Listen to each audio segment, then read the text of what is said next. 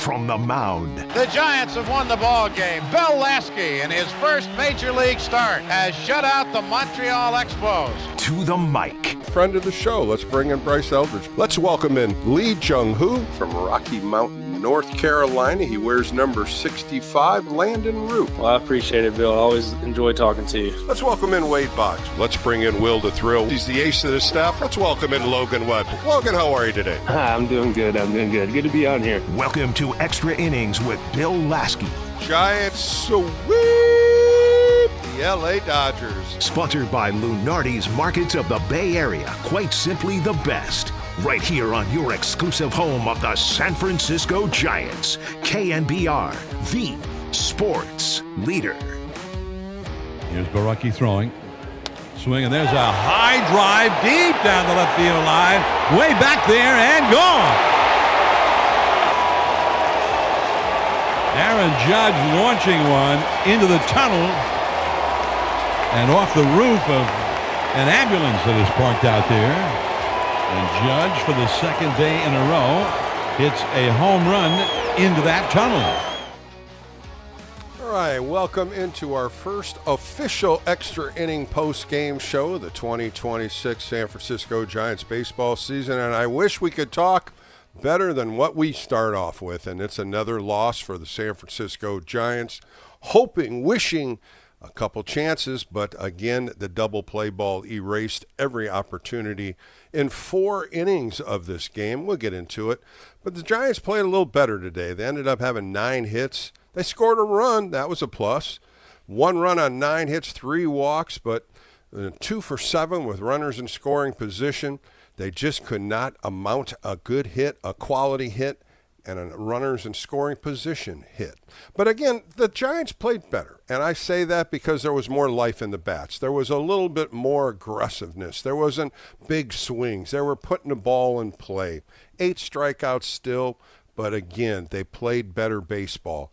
On the pitching side, boy, you can't say anything more. The starting pitcher, Tyler Mahle, today pitched very well for 4 innings. Of course, 1 inning and a 3rd inning got in trouble with a walk, a base hit, and a double. But Elliot Ramos came up with a beautiful play in left field to throw the runner out to end the inning, and they only scored 2 runs. In the 5th inning, a home run ball by Aaron Judge, and that was off Ryan Barucki. And that was all the New York Yankees got in their offense. They only had 7 hits. They had 3 runs on 7 hits. But it was enough to beat the Giants. And like I said earlier, the double play ball in the 4th inning, the 6th inning, and then the 8th and 9th inning just squelched any opportunity the Giants could jump back in this game. And they did have opportunities in more than just those 4 innings. It just couldn't come through. The Giants just couldn't come up with that clutch hit. Tony Vitello had the same lineup in, just juggled it around a little bit. Put Jung-Hoo Lee leading off. He went 1 for 3. Chapman stayed at 2. Arise jumped into third hole. Devers went into the 4 hole. Ramos moved up. Adames moved down. And Bader, Bailey, and Schmidt just struggled throughout this whole 3-game series. When you look at what the Giants' offense did in 3 games, it was ugly. 3 hits the first game, 1 hit yesterday, 9 hits today. But when you add it all together, 13 hits for 91 at-bats, 13 for 91. And when you dissect it a little worse than that, Bailey 0 for 9 with a walk, Schmidt 0 for 9. And both of those had 2 strikeouts. Add both of them with 2 strikeouts. Harrison Bader 1 for 10. Jung-Hoo Lee 1 for 10. Willie Adames 1 for 11. It gets better a little bit after that. Chapman was 1 for 9 with an RBI today.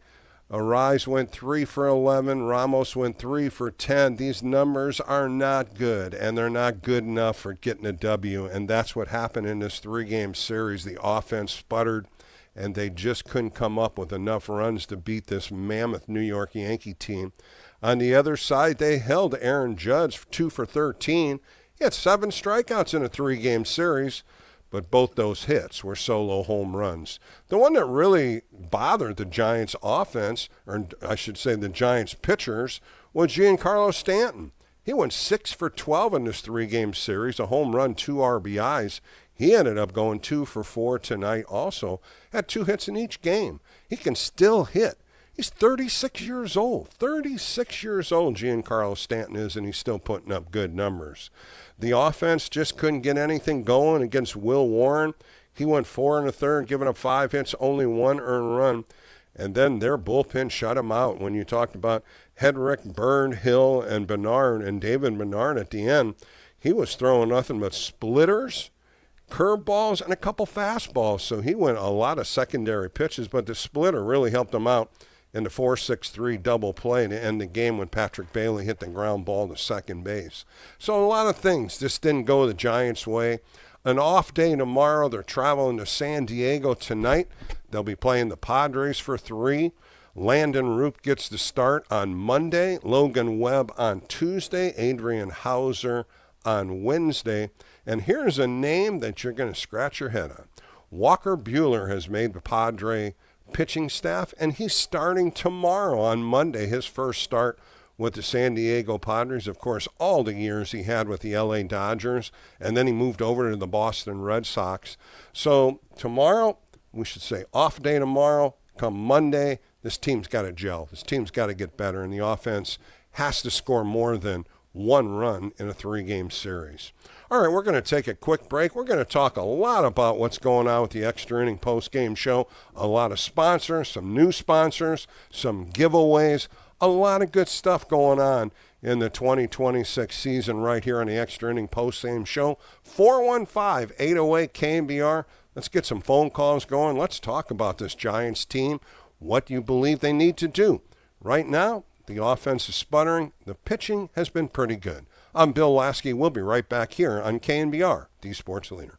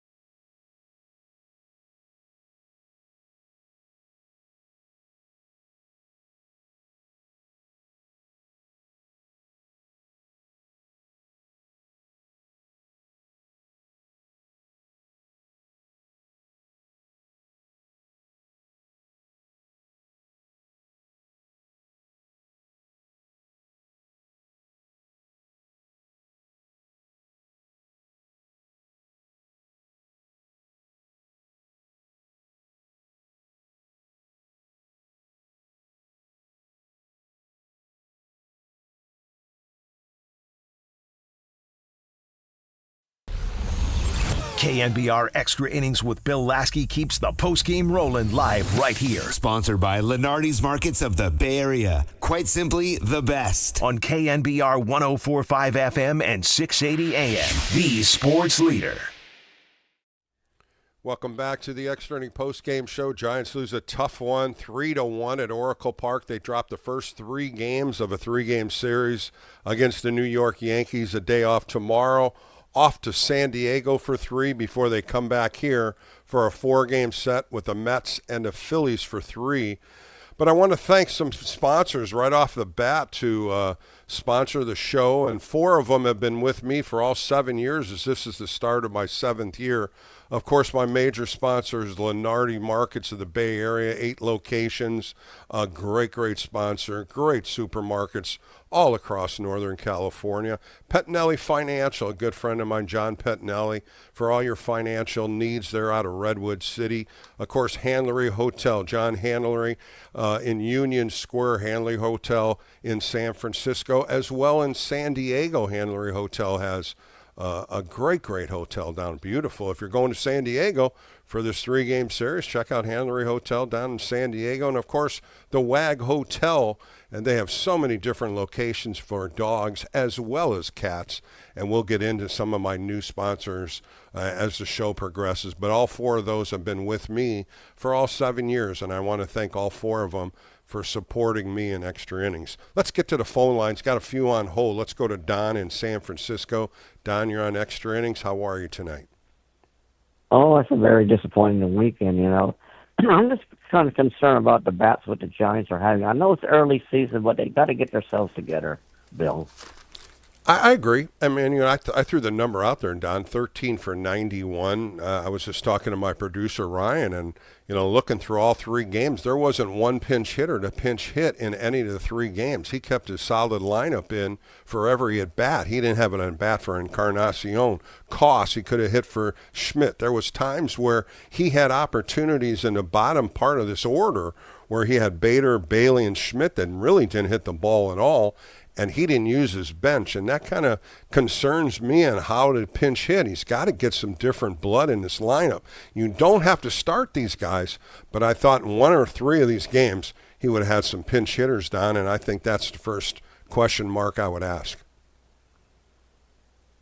Yeah, I agree with you. He should have just tried some pinch hitting, that's what I mean. Something to get a little spark, get a guy in a bat here. But for going 13 for 91, and you probably have 4 or 5 guys on that bench that didn't get an at-bat, that concerns me, and I think he's going to have to use his bench a little bit more in certain scenarios and then start moving players around, and I think that's what this team's made of, and you got to use your bench, and you got to use some different players and at-bats. You don't have to start them, you just got to use them, and he didn't do any of that, Don, and you know what? Today they had 9 hits. That was a good way to do it.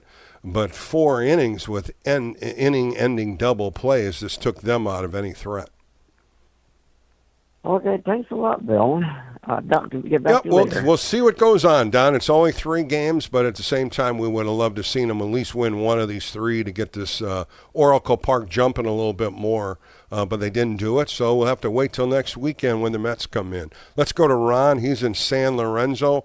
Ron, you're on Extra Innings. A tough loss today. Opportunities were there. The Giants just couldn't get it done.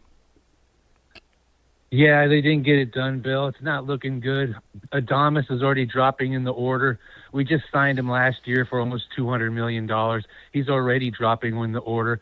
We signed Harrison Bader for another $20 million at 2 years. He can't hit.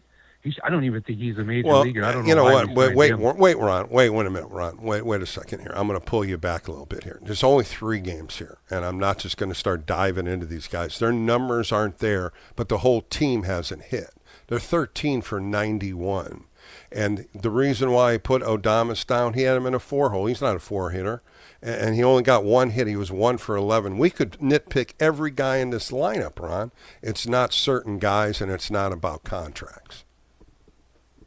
True. It has me, kind of worried because it's only the first. I go off the first 16 games of the season, and when people say, "Oh, we have time," you don't have time. These games count. You're already 3 games below 500. You finished 500. We finished 500 last year.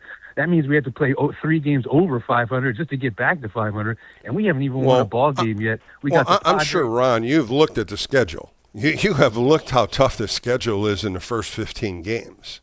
Yankees, Padres, Mets, Phillies, Baltimore, Cincinnati, before you go to Washington. That is one of the toughest schedules in Major League Baseball. Yes, they're Major League players. Yes, they need to play better. But at the same time, this is a tough schedule to have. Yeah, it is a tough schedule, and it's just, I mean, it's okay for me. Us Giants, it just looks very mediocre to me right now, Bill. And, Buster Posey's got to get his stuff together because he's got to find better catchers. Well, he did. He can't have Bailey. No, here. And Bailey's struggling. We've seen it happen. But like I said, it's not just one guy right now, Ron. It's the whole offense.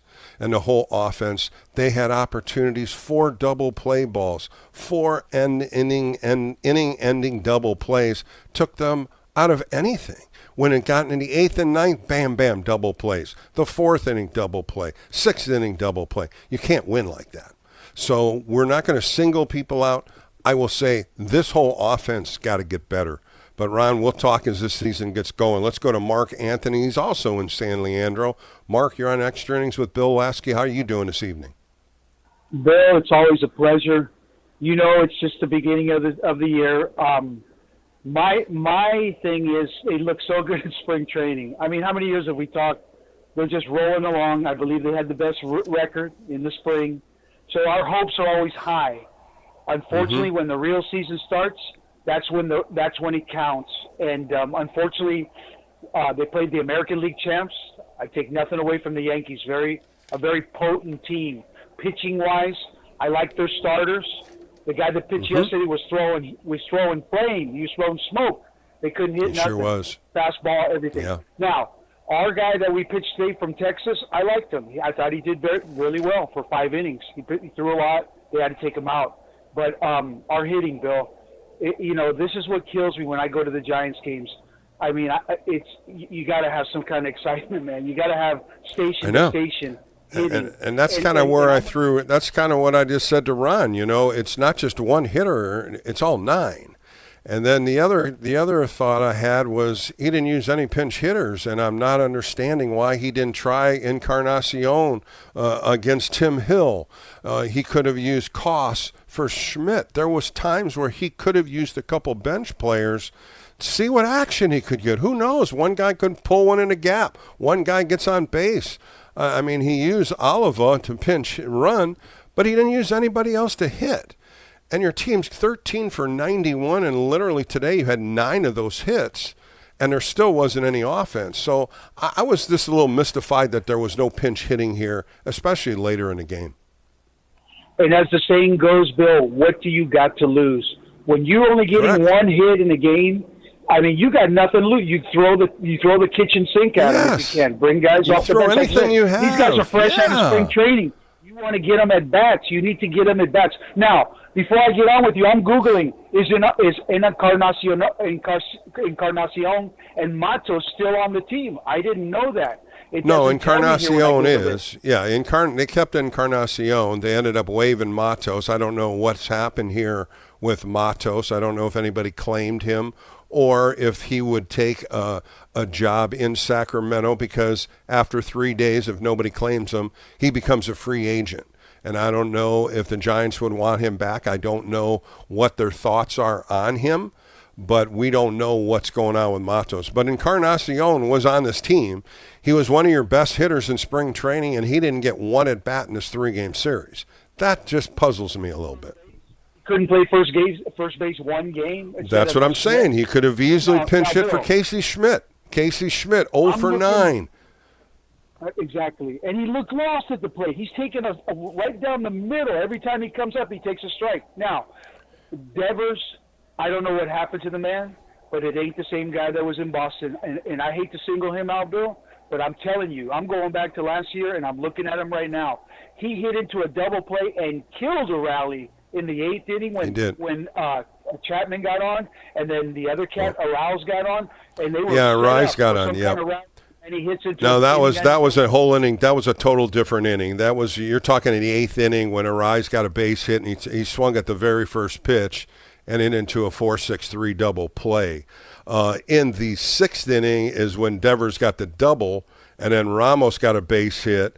Adames strikes out, and that's when Bader hit into the 4-6-3 double play.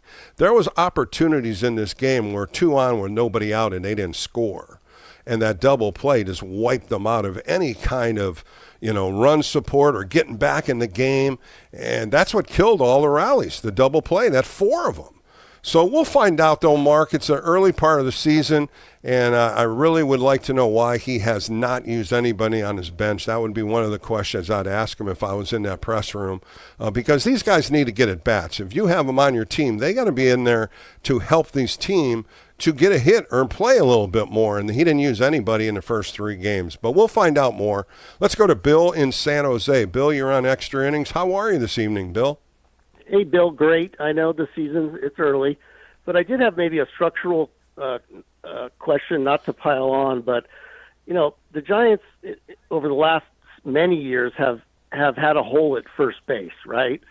Or they picked a couple of guys that weren't true power-hitting right. RBI drivers. And I've always argued that you can't compete in the major leagues if you're doing something a little bit off at first base and you don't have a stick. And I guess the question I'm asking is, it's a little embarrassing to see our first baseman, the first 3 games, bat 7th, 7th, and 9th. And it raises the question, how did the organization get to this point where it's kind of acceptable to even bring out that type of a lineup? I understand there might be Bill, injuries, when they left spring training, even before spring training, Rafael Devers was going to play first base. It was going to be who was backing him up. His hamstring has been tight. His hamstring, they're telling us that's why he is not playing in the field. So you had Encarnacion as your backup first baseman. Now, what they wanted to do, my question is Arise is a very good first baseman, so they moved Casey Schmidt over there, and Casey really hasn't played a lot in spring training. He's played multiple innings in games, but he was still erratic at first base, and he played all 3 games. Opportunities from other players, they didn't use any. Of course, Bryce Eldridge is that guy. They sent him to AAA. We don't even want to talk about him. It's what they have on their roster right now. And right now, it's Encarnacion, Casey Schmidt, Luis Arise can play first base, and then you have Rafael Devers. Those are your first basemen, and that's what they're going to play with right now. And they used Casey Schmidt for all 3 games. He didn't get a hit. He went 0 for 9 with 2 punch-outs. His bats, some of them were good, solid base hits that right at guys, base hits, solid contact, and some other ones, pop-ups. So they're going to have to make some changes in this lineup. Do they frantically start changing it after 3 games? Well, when you're 13 for 91, I think some changes have to happen. Did I lose you, Bill? All right, let's go to Napa and talk to John. John, you're on Extra Innings. Giants dropped the first 3. What'd you think of the club so far? Hello. How are you, John? Am I on? Hey. You are live with me. I'm good. I'm great. Yeah, I'm a little surprised to get on so fast. Well, I like this team. I love the Giants. It's early. We're playing the Yankees. Our park's a pitcher's park. Obviously, their pitchers are great. But my question to you and to everybody, maybe I'm old, but is there a point where you just choke down on the bat and shorten your swing and try to get a situational hit on the right, to the right side of the infield or somewhere? You know what I mean? Well, John, we used to do that, John. That was old-style baseball. That was old-style hitting. Choke up when you got 2 strikes and try to put the ball in play. That's not 2026 hitting anymore. 2026 is you go to the barrel and you're trying to put the ball in play and you're trying to knock it out of the yard. A lot of big swings. This team does swing a lot, and they swing hard a lot. A lot of them strike out. We've talked about strikeouts for the past few years. This spring, they changed it a little bit. Hunter Ments came in from Toronto, put the ball in play, go the opposite way. It was working in spring training. Spring training isn't Major League Baseball. It is spring training.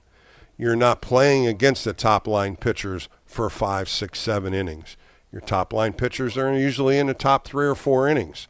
So now you get into the season, And now you're seeing the number ones. You're seeing the number twos.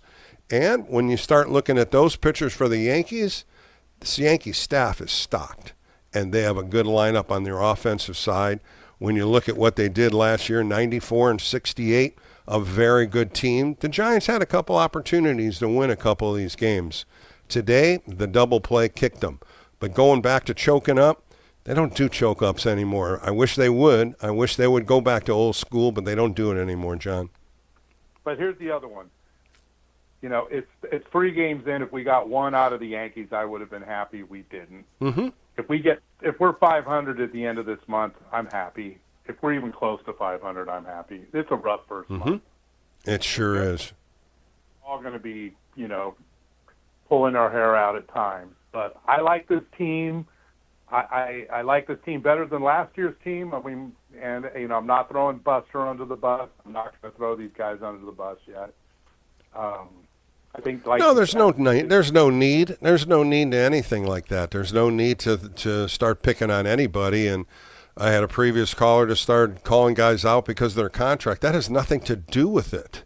What's happening here is 13 hits in 3 games and 91 at bats, and you scored 1 run. That's what we have to look at. That's how you analyze 3 games. They didn't score. They scored 1 run in 3 games. You're not going to win too many games doing that. And I thought the bullpen pitched great. I thought the defense played well. It was the offense. And you said it, John, and I'll say it back to you. I thought this, in the beginning of the year, I was saying this offense will score 3 to 5 runs a game. I still believe it. I still believe this offense is going to come around. But these first 3 games, they were miserable. But we're, it's a long season. I'm glad you're out there for us, and we'll call you again. Thanks, John. I appreciate it. All right, we're going to take a quick break. I got about 5 calls on hold. Don't go anywhere. We're going to get these calls in and more to come. 415-808-KNBR. Down the road of the show, I got 2 fantastic interviews. One with Ron Guidry. That's right, Ron Guidry. His number 49 was retired by the Yankees. He's got a plaque in Monument Park. This guy was awesome. 4-time All-Star, AL Cy Young, 5 Gold Gloves. I had an opportunity to really sit down and talk to him, and it's a great interview. And then I caught up with Kurt Casali. Kurt Casali is back with the Giants. He's helping out Buster Posey along with Javi Lopez. So we talked to Kurt Casali, and I talk about his new role and what he's doing and how excited he is to be back with the Giants. But that's down the road after the phone calls. So let's keep the phone calls going. Let's go with the extra inning post-game show, and we'll be right back right here on KNBR, the sports leader.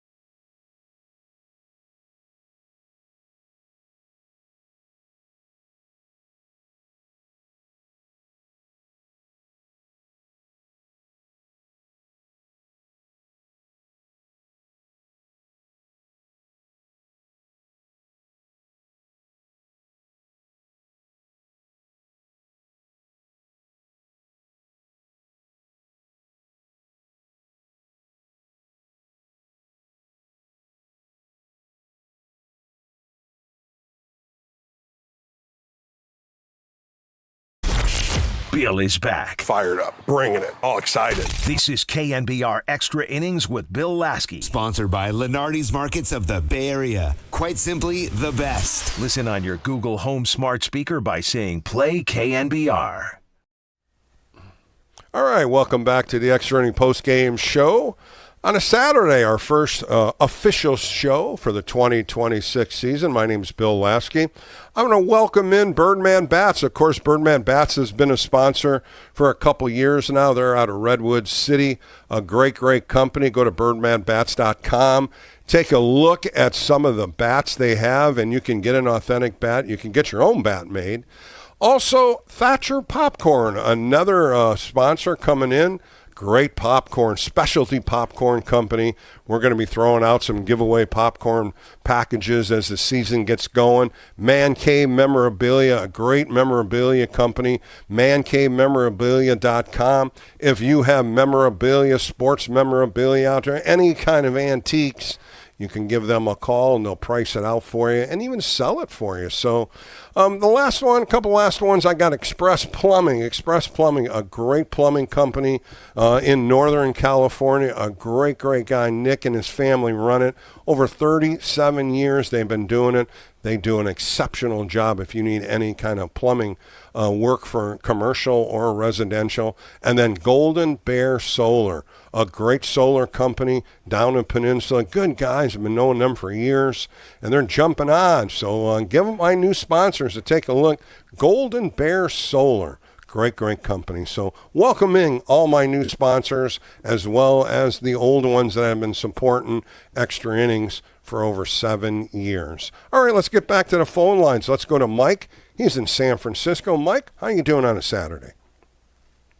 Hey, Bill, I got lots to talk to you about tonight. It was a rough, I'm doing okay. It's a rough first set for us, I guess. Sure and and I was just thinking that I'll start off with my dad and me kind of have a little thing going on. It's just a chat we have, and he's saying there might be too many chefs in the kitchen, as far as coaches talking to players. And I think the players are not performing. That's what this 13 for 91 is coming from. And, I don't want to go down that road. Let's stop right there, Mike, with the point of coaches, voices. Everybody is on the same page in that locker room. Everybody has Tony Vitello as the manager. He makes the calls. Buster Posey's to his right, Bruce Bochy, Dusty Baker. They are a board of talkers. They talk things out. It's not just voices. It's not about everybody drowning out Tony. Tony's got the last word here. He's the manager. He's the one that's taken this team where they're supposed to be. There's 13 coaches. I understand that.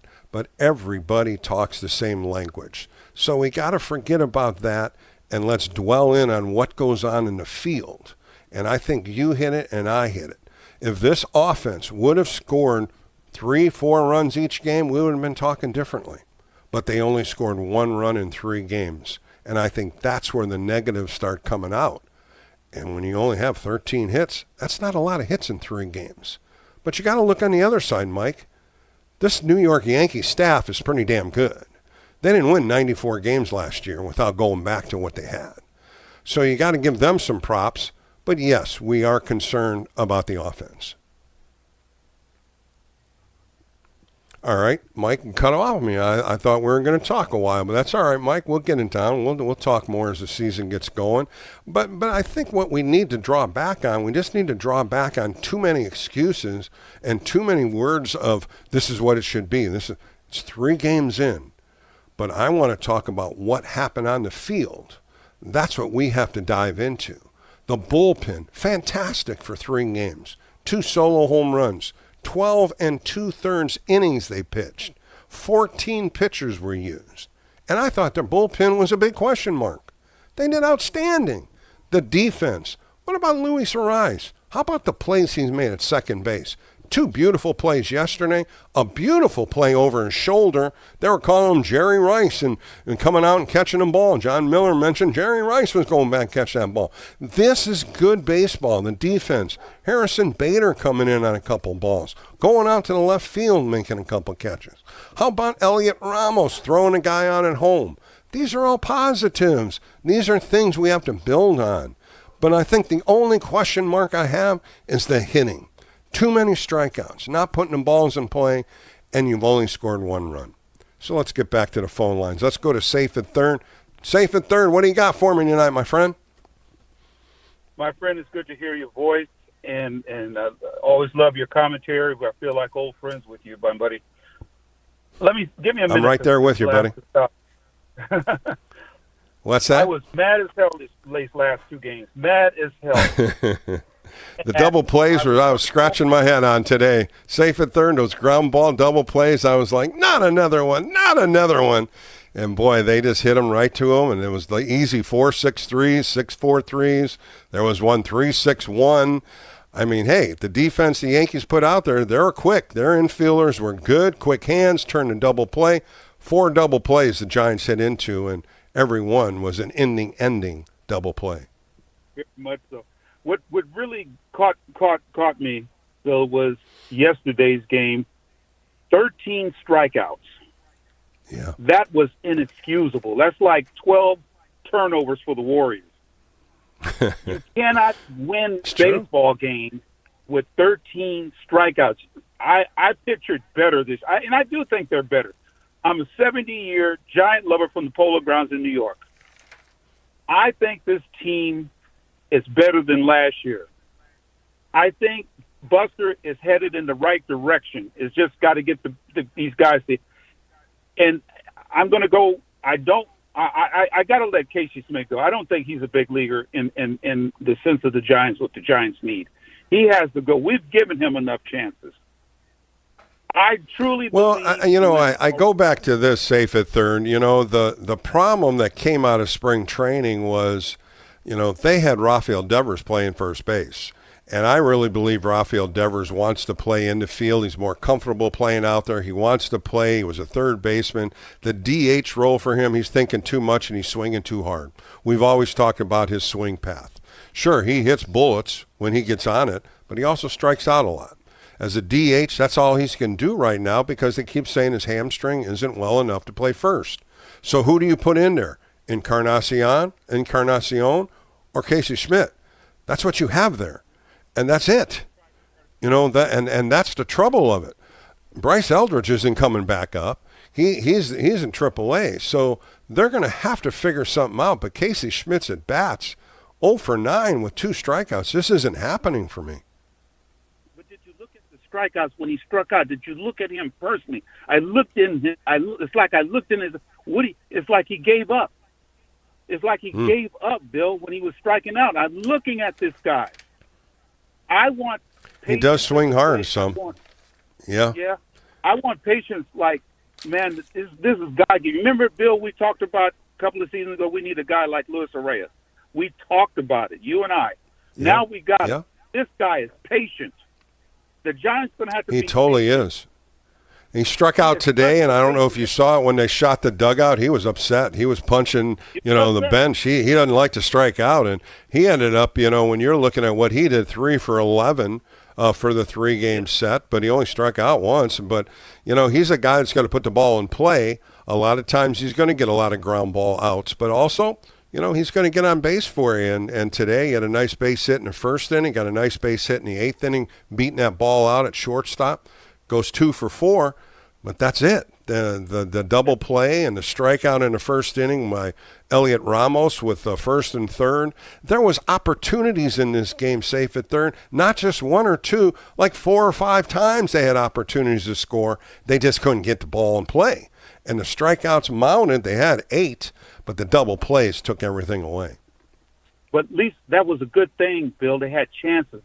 The chances weren't in the first game. They gave Correct. themselves or the second game. Both games. The first 2 games. Today was more baseball, but a key hitter there could have tied the game. I look at only giving up 3 runs against the Yankees today. The pitching did great today. The pitching did great yesterday. Yeah. Logan Webb had a clunker.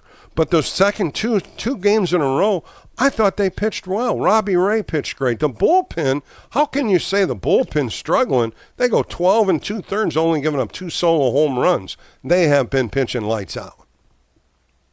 That's right. Well, I'm going to let you go, Bill. You know, we'll get to this. I want to be wrong about these guys because I want winners, man. I want winners this year. Yeah, we'll turn it around. They'll turn it around. And you know what? You know what might happen, Safe, if they're going away from Oracle, getting on the road, you hang out with your fellas a little bit more, get that clubhouse going. They're going against a Padre team that's struggling also. They get Walker Buehler tomorrow, which is going to be on Monday, I should say, not tomorrow. Walker Buehler on Monday. That should be entertaining, and the Giants see if they can turn that around on Monday. But thanks for the call. Let's go to Aptos and talk to Dennis. Dennis, you're on Extra Innings. Giants start out 0-3. What do you got for me, buddy? Oh, boy. Well, I have to agree with you. You need to pinch hit players late in the game if the starters aren't doing it. But I want to bring up another thing. I don't know exactly what happened in those middle innings. You're down 3-1, and to me, if a leadoff runner gets on base, or leadoff batter, and you're down by 3-1 and no one's hitting that well, and, you know, there's the possibility of hitting into a double play and erasing the bags, why not put down a bunt? Why not knock that first base runner over to second? Yeah, you might, you know, it's an out probably. You never know. Sometimes a good enough runner. They had a couple opportunities to do that today. Dennis, they had a couple opportunities. The inning I'm looking at when it was 1st and 3rd, nobody out in the 6th inning, and Willie Adames was up. That was the time where they said, okay, Willie swing through it. He struck out. Bader gets into a 4-6-3 double play. That was one of the innings. And then you go back to when Jung-Hoo Lee hits a double, Chapman gets a base hit, and they had the heart of the order up. Arise strikes out, Devers strikes out, ground ball. There were times in this game they could have, and I think maybe you're talking in the 5th inning when Jung-Hoo Lee got a walk, Chapman came up, could have bunted them over, but they didn't. They really don't bunt many guys when they're in the middle of the order. They're bunting guys at the bottom of the base of the order. It's an old style, bunt them over, get them over. But you know what? When you've only scored 1 run in 3 games, why not try it? Exactly. And, you know, if a run is a run. And I did see that inning where Lee scored. And I thought that, well, here they go. Here's their opportunity. They're going to finally hit the ball. But one more thing I want to bring up. There's a player on the Yankees who's been a free agent at least twice in the last 5 or 6 years. And the Giants didn't sign him. And he went to other teams. And he kills the Giants whenever he plays the Giants. You know what I'm talking about? Of course. Cody Bellinger. Bellinger.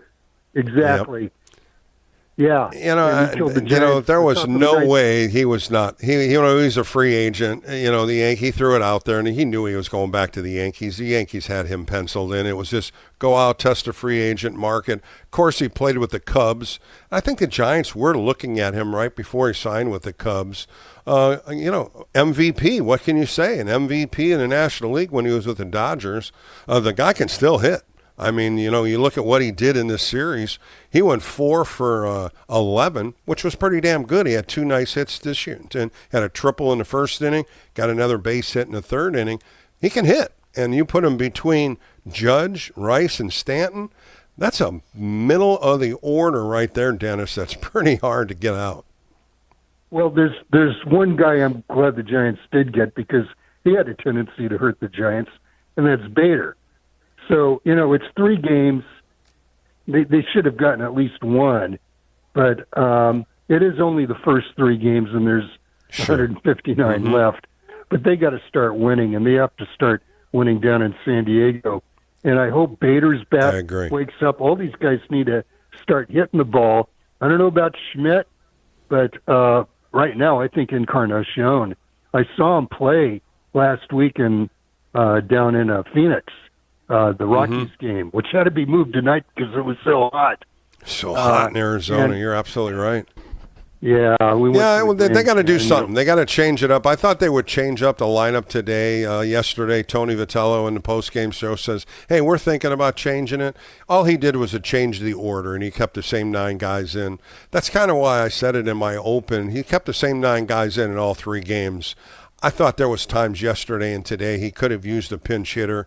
Get an bat in. Get in front of it. Maybe you're going to knock one out. Encarnacion was one of the guys I thought would pinch hit against Tim Hill today, because Tim Hill went an inning in the 3rd, and there was opportunities for him to come in and hit. He could have played first base for a couple innings. That didn't happen. You had Koss. Koss could have easily come in and played for Schmidt. They could have put a Rise at first. Koss could have played at second. They didn't do any of that. So this is something they'll probably dwell on, see if there can be a little bit more movement in the lineup. And Dennis, they got to get something going. 1 run in 3 games. You're not going to win too many games. I like Koss, and I think he needs to play. I've always liked him. So do I. He's do I. Kind of a bigger Gilbert. Did Gilbert get sent down? Yeah, he's in AAA. He started in center field. Yeah, they lost last night. Carson Wisenhunt got hit pretty good. They lost 9-3 last night. So, you know what? The AAA team's got a hell of a team, man. They got some good pitching. They got a good offense. We're going to find out where all this transpires. But you know what, Dennis? Thanks for the call tonight. I appreciate your time, especially talking about Giants baseball. Good stuff right there. Thanks, Dennis. Let's go out to Yuba City and talk to Mark. Mark, you're on an extra inning game show, my first show this coming year. So you're all fired up. Let's hear what you got to say, Mark. Hey, good to see you, or good to hear you. I love baseball season, love listening to you. I guess I'm just a little, I know it's a small sample size, but I'm getting concerned about the approach at the plate. I was at the game yesterday and watched hitters in 2-strike counts almost all day, it seemed like. And now, you know, today, I know your previous caller talked about it, but we're in the 9th inning. We're down by 2. First 2 guys get on. Bader gets up. Why not bunt? And then you watch him sort of flail at, you know, one of those pitches looked like it was up in his eyes. I thought so, Vitello too. not a bunter? Is Vitello not a bunt? No, I mean, you got to bunt that situation, especially, you know, you're hitting a ball, but again, you got Bailey coming up. You could have pinch hit for Bailey, even though you don't have any left-hand pinch hitters on that bench. That's why with Bernard coming in, you know, I'm thinking, okay, who do they got? And that's all they had was Bailey as a switch hitter. But again, you got to move them up to second and third. Now you got a base hit with only 1 out to bring them in. And I love that thought the other guy, my other caller, did say about bunting.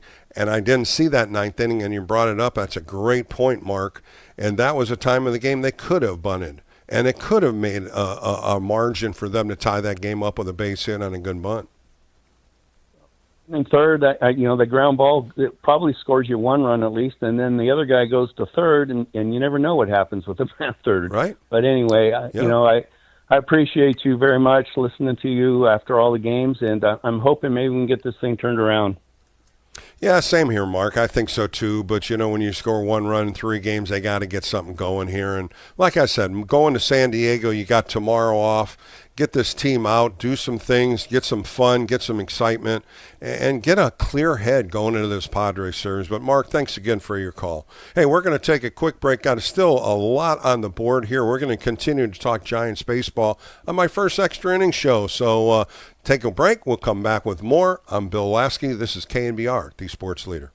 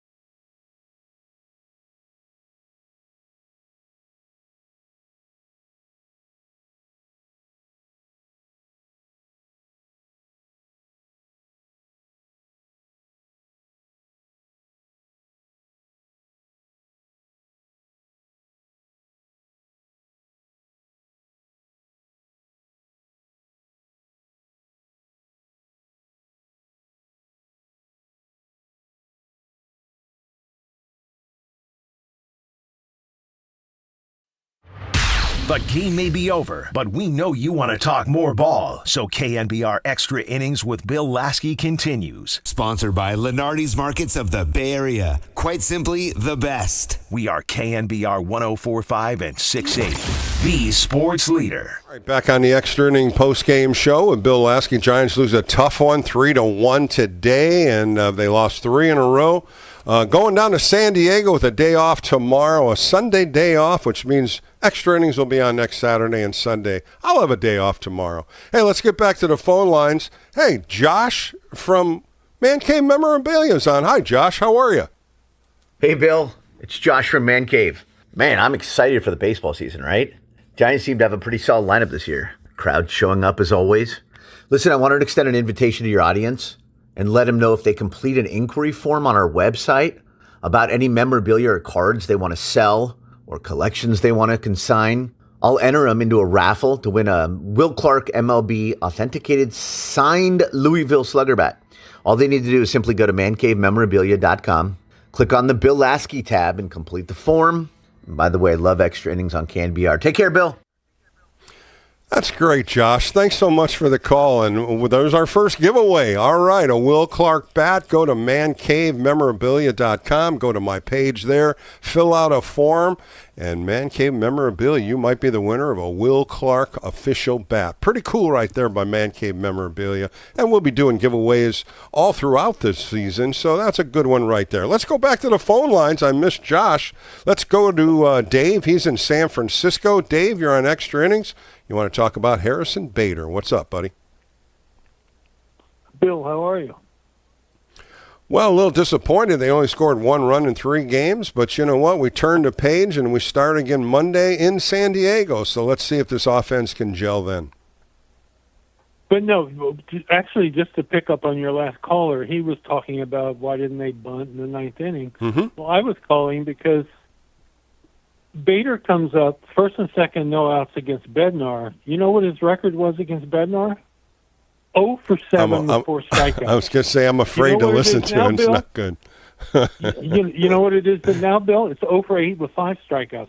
So if you're not going to pinch hit for him, you absolutely have to bunt in that situation. I agree. I mean, I did not know those numbers, and that's even a better point right there, Dave. That's a point for him to bunt. He should have squared around first pitch. I mean, 0 for 7, 4 strikeouts. I mean, that's where I'm like, I'm sorry, but Vitello, it should be Vitello if you're really going Italian. But you got the Italian he's in you. A little bit, yeah, Bill. He's a little bit of a deer in the headlights. I'm just saying he's not.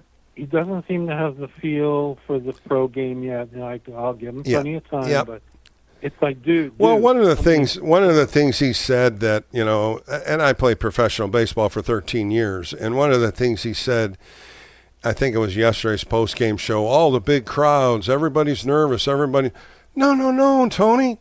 Big leaguers aren't nervous with big crowds. We don't care about big crowds. We're out there to compete. Big crowds mean nothing to the players. It means you get going if you're a home team. Hell yeah, you want your home team to start cheering. But big crowds have nothing to do with competition.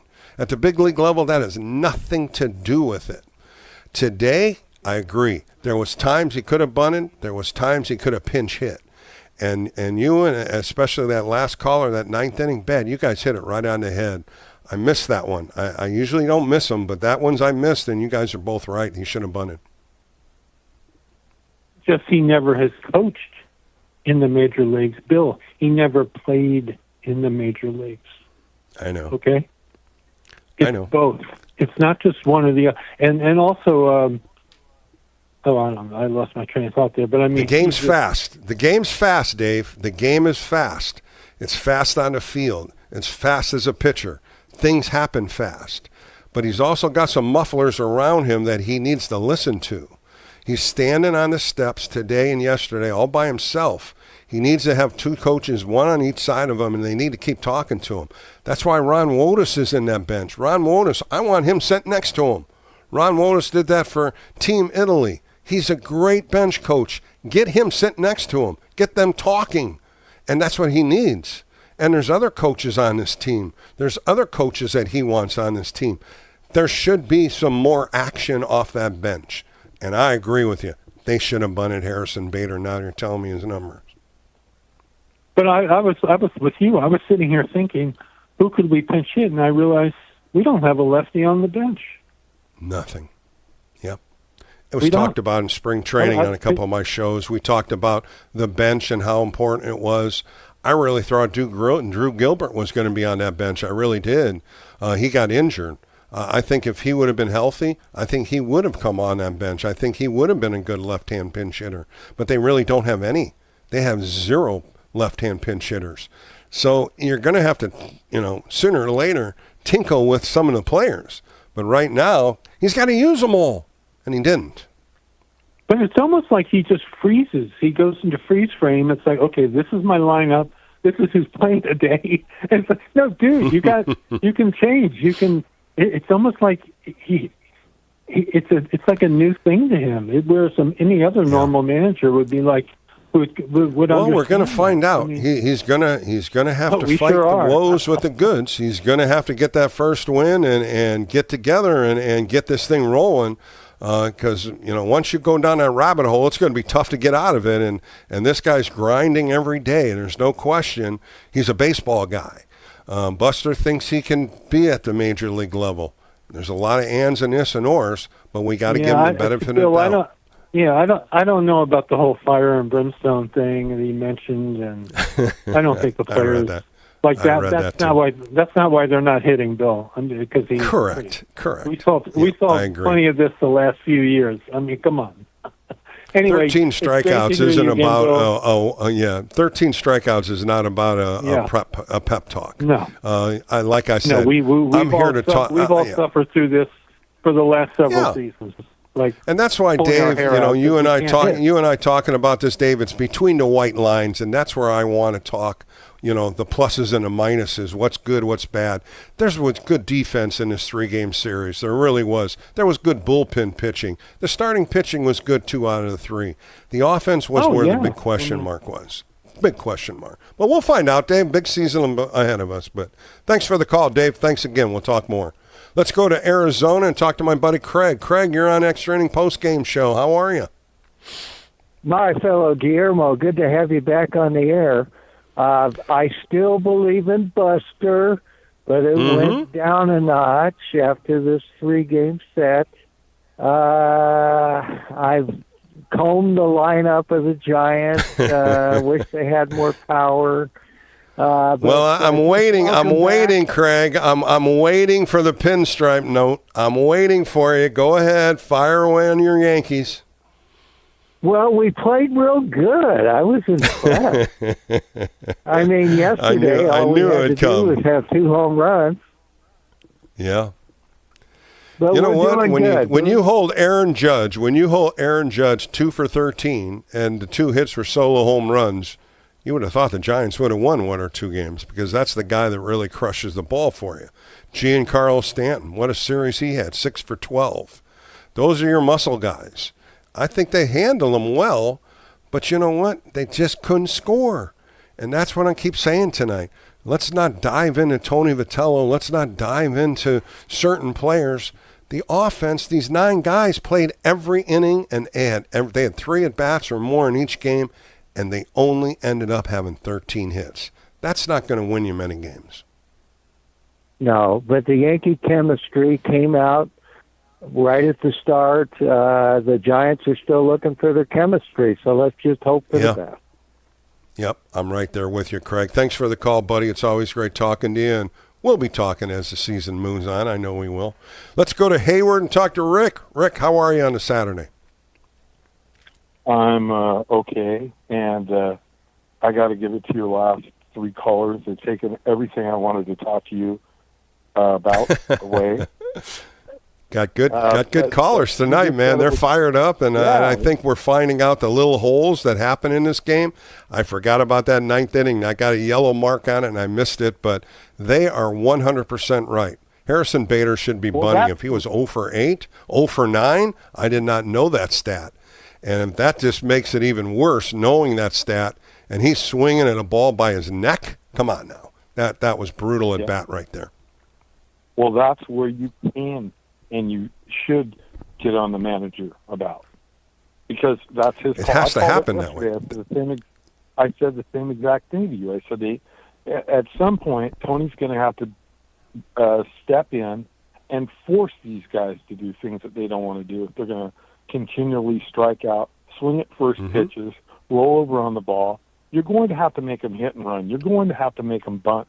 Make them uncomfortable at the plate. That's not what happened today, and it's a shame because they actually had chances today. They had 9 hits today. They had they had men on base. They had more men on base than the Yankees, I think. So you're right. No, they did. You know, getting back to an earlier caller, and I know you shut him down when he started talking about dollars and cents and saying that he's not earning his money. Well, I'm not into the earning the money. I blame the people who signed the player, and I'm talking about Willie. Willie got signed, and he's going to start making $31 million next year. Willie Adames is not a $31 million player, and he never was. And that's the problem, especially when Alex Pavlovich talks to Buster at the winter meetings, and Buster admits that the payroll is going to be a problem moving forward with all these guys that they're paying. And that was a big contract, no question there, Rick. Yeah. And you're absolutely right. But at that time, I think at that time, you know, with so many shortstops, they tried at shortstop. Even trying Christian Koss, even trying Schmidt, even trying Fitzgerald. You know, all these names just didn't do it. And I think at that time, Willie Adames was that only player that really fit the shortstop mold. What he paid for him, it's not worth it right now is what we're seeing. But you know as well as I do, Rick, contracts go in flusters. They may get cold in the beginning. They may get hot. You and I talked about this because you mentioned something about a Brewer announcer to me saying, hey, he's going to do this in the beginning of the year, and at the end of the year, he's going to get his numbers. Last year, he started off horrible. This year, he's starting off horrible. But I'm not going to put a knife in the guy's back yet. I'm not. I'm not going to do that to any player right now. It's too early. But signs that you're saying are there. Signs of giving him a lot of money, it's there. But you got to give this guy some time to get going. I'm not trying to put any knife in Willie's back. I agree. He's going to get his numbers. The point of talking about salaries is we don't have, according to Buster, enough to go out and sign a DH for $20 million. That's the problem right now. And according to the ownership, they couldn't go out and sign a DH for $20 million. They couldn't go out and they couldn't. Rick, they didn't even get a bullpen guy. They didn't even go out and get bullpen guy, a shutdown guy. They went with all these different names, and you know, all spring the big question mark was who's in a bullpen. And over these last 3 games, I think he's using anybody in different times until he figures out what it is. Eric Miller, you know, when you start looking at Eric Miller, he got out of a jam today. I still think he's one of the best. And then you got Ryan Walker, who might be your closer if they do get a lead. Keaton Wynn pitched great. Matt Gage pitched well. Ryan Baruki, he threw one pitch, and I didn't understand why. He's a sinker ball pitcher, and he tried to throw a cutter up. You don't throw cutters up. You don't throw anything up to Judge. And he mashed it. And that was a big mistake by him. And, you know, you start thinking what Robbie Ray did. He goes 3-0 against Judge, and he comes back. He didn't throw one slider and one changeup. He went fastball, fastball, fastball. This guy is probably one of the top 3 hitters in Major League Baseball. You can't challenge guys like that. Impossible. And that's where the mistakes were. And those 2 home run balls cost him. It cost him another run today. It cost him a 2-run home run yesterday. Now, Bill, that's one of the ones that I put a little yellow mark on afterwards. There was nobody on base at the time. Right. When Baruki faced Judge. Yes. He could have easily put him at first base. A left-hander against Aaron Judge. 2 outs. He had 2 outs. 2 outs, nobody on. Yep. 2 outs, nobody on, excuse me. Yeah. And Bellinger was coming up as a lefty. I don't understand that. These are the kind of things I guess we're going to have to get used to with Tony being a rookie manager. I mean, I don't think even Bob would have done that in last year. You could have intentionally walked him right there. It wouldn't have hurt him. Exactly. It wouldn't have hurt him. Yeah. It wouldn't have hurt. No. I mean, you don't see Cody Bellinger hitting, or whoever was after Judge. Well, you had Bellinger and Rice. You had two lefties coming up after him, and you got the first two guys out. Walk them. Intentionally walk them. Now I got Bellinger and Rice to get one out with lefty-lefty. That's what I thought was going. That's why I thought Baruki was going in there to face the lefties. He had a clean inning. He got the first two guys out. But why would you throw a cutter up to Aaron Judge on a 1-0 pitch? I don't understand that. That was another thing, big yellow mark here. And why did you throw that pitch? But you know what? You make mistakes. You learn from them. But I think you're absolutely right. That should have been a number 4. Walk them. Let's go after Bellinger or Rice, lefty-lefty, to get out of the inning. That's a third run. That's a big run, too. But we'll find out, Rick. So many different things happen in this game, and I still believe this came down to the 9th inning, and Harrison Bader should have bunted, and you brought that up, and so did another caller, which is a key point in this game, and it ended up costing them. Go 4-6-3 double play end in the game. Thanks, Rick. Thanks for your call. We're going to take a quick break. Still got a lot of calls coming in. I'm still waiting here. We're going to talk more in Giants baseball as we start our first extra inning post-game show of the year. Fans are fired up. We got a lot of baseball to talk still tonight. I'm Bill Laskey. This is KNBR, the sports leader.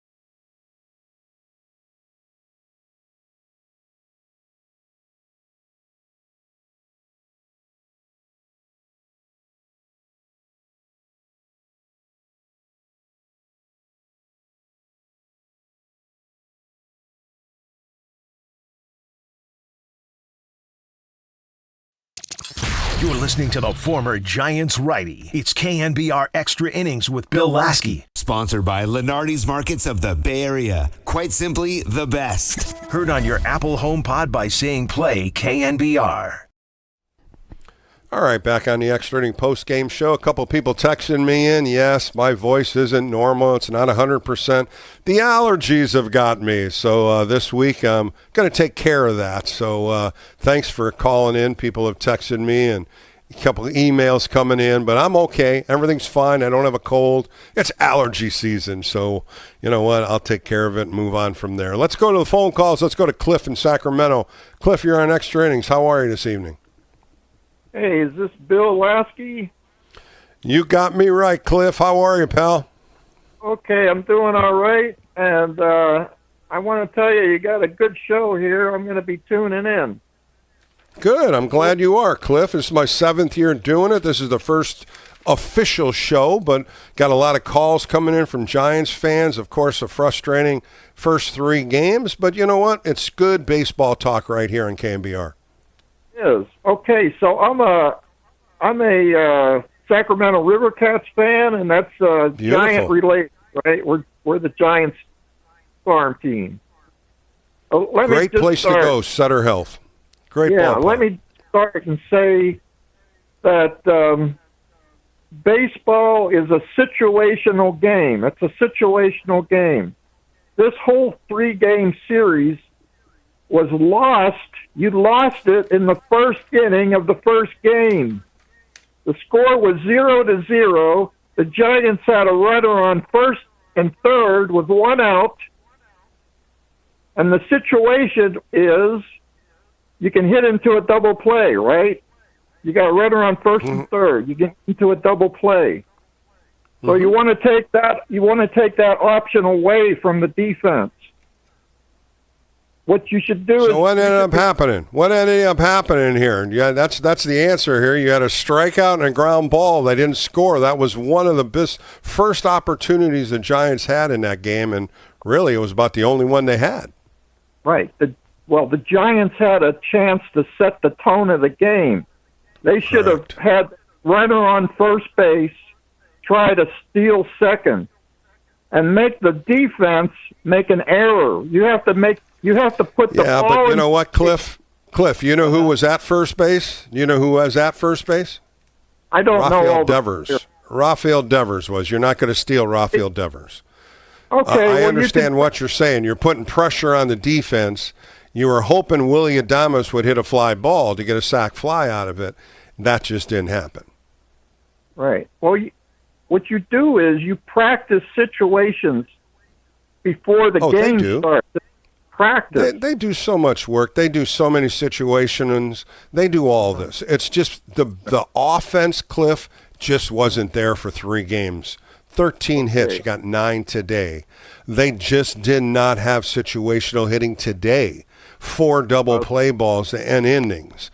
These things happen in every one of the games. But you're absolutely right. That first inning was a big, big time for the Giants to score in the first inning. You're up against Judge and the Yankees and company. You got to set the tone. You got to put the pressure on the defense. I don't care who was on. You're right. I don't care if it was. You're absolutely right. You're absolutely right, though. But what about yesterday's game? They only got 1 hit, 13 strikeouts. So you can't just dwell on the first inning. You got to dwell on all 3 games. Today's game, there was situations where they could have scored. A hit here. And like everybody's talked about on my show tonight, the bunt that Harrison Bader never put down with first and second and nobody out.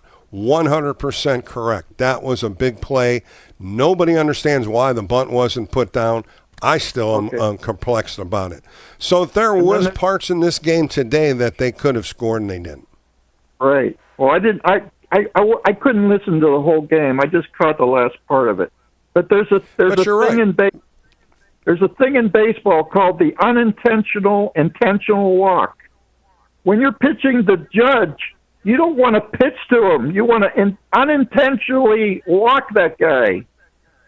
Of course, I mean? That's what we just talked about. You're absolutely right. We just talked about Baruki going after him after he got 2 outs. But Cliff, can I ask you one thing? Cliff, can I ask you one thing? Are you screaming? Because you're really loud in my ears right now. Is that something? Sorry, I mean, I can hear you. You don't have to scream. I can hear you well. I'm sorry. I'm hard of hearing. That's fine. That's much better there, Cliff. Thank you. Okay. So anyway, what else? I mean, these 3 games, they puzzled you, no question, Cliff. You puzzled everybody, puzzled Giants fans. And there was moves in this game that could have gone differently. It just didn't happen.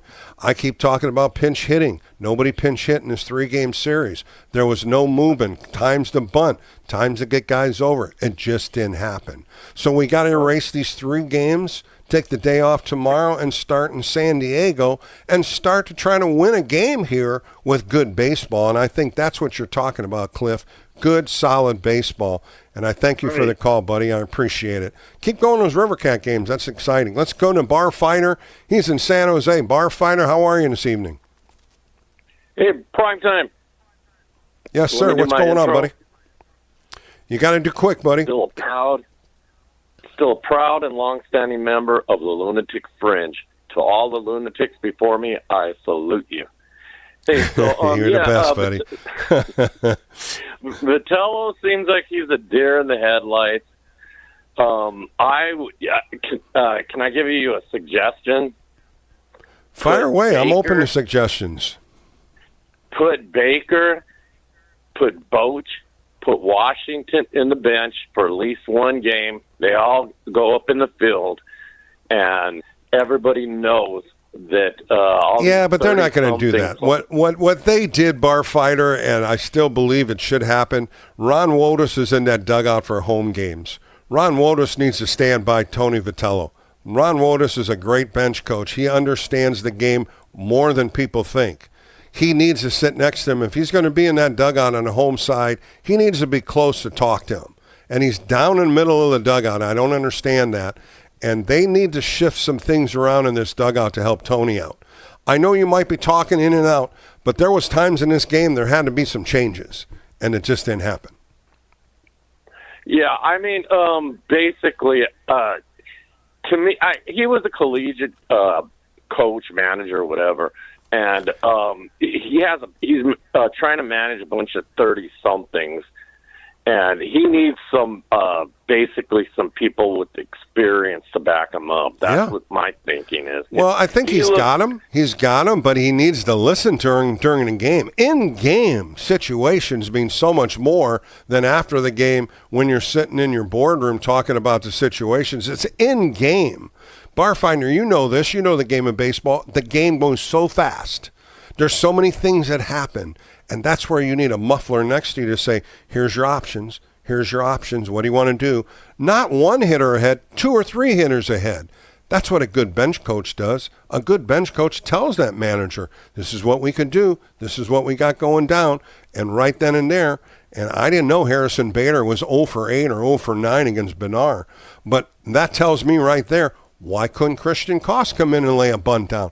You needed to lay a bunt down right then and there, and they didn't do it. First and second, nobody out in the 9th inning.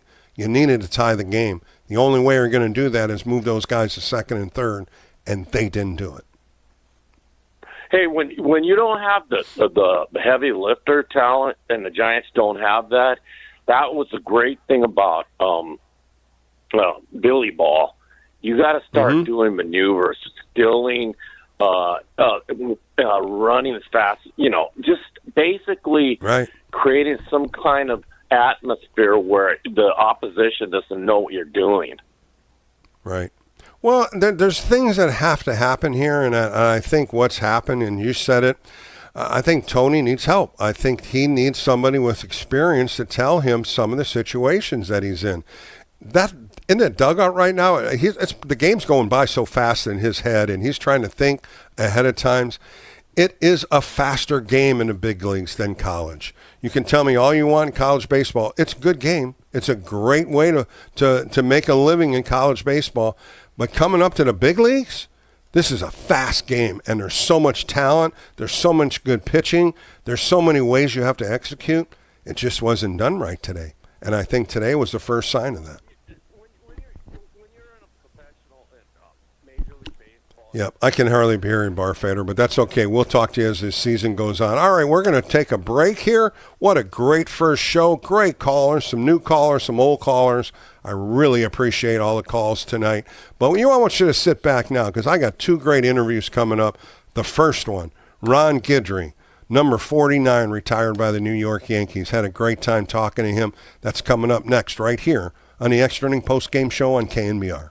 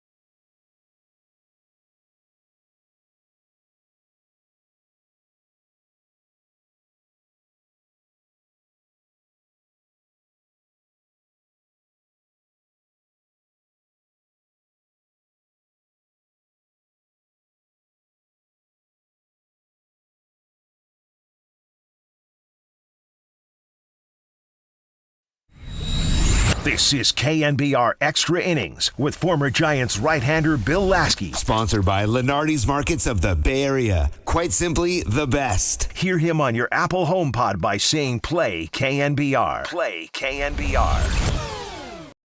Welcome back to the Extra Inning Post-Game Show with Bill Laskey. My guest was a 4-time American League All-Star. He also was the American League Cy Young winner in 1978, a 5-time Gold Glove winner, and in 2003, the New York Yankees retired his number 49. Let's welcome in Ron Guidry. Ron, how are you today? I'm doing well. How are you today? I'm doing great. Pleasure to have you on. The 2026 baseball season's upon us. You pitched 14 seasons with the New York Yankees. 7 of those you had the opening day start. Can you recall some of the emotions you had going into that opening day? There wasn't really any emotions. You just treat it like another start. It's the first start of the year. You're just looking to do the best job that you can.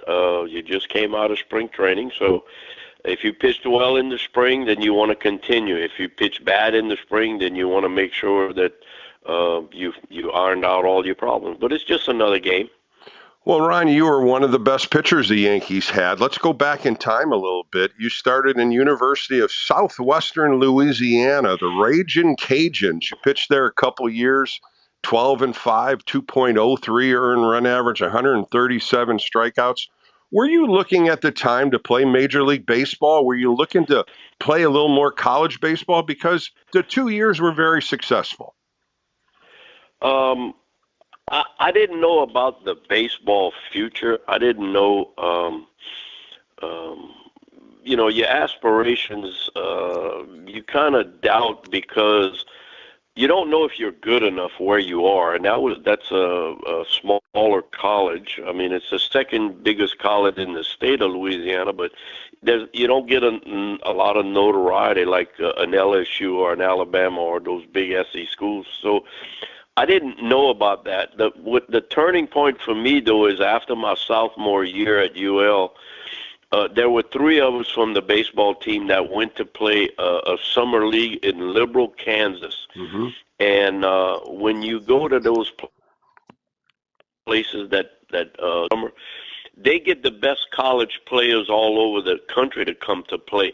I didn't know that. So all of the guys that I was reading about while I was here at UL, who's who in college, I played next to them. So that's when my my thought process kind of changed because I went from not being sure if I was good enough to convincing myself, well, these guys are the guys you read about. These are the best that they have in college, and you're doing just as good as they're doing. So maybe you've been looking at this wrong. That voice you hear in the Extra Inning post-game show is Ron Guidry. You end up getting drafted in 1971 by the New York Yankees. Of course, you sign and you go to the minor leagues. Now, let me ask you, were you a starting pitcher in the minor leagues? Because you came up in your first year in 77 as a relief pitcher. Did you throw a bullpen in those years? Well, I started off as a starter, and then when I got to Double-A, we had signed the 2 years after that, 71 and 72 and 73. We signed a lot of good kids out of high school and college, and the majority of those kids were starters.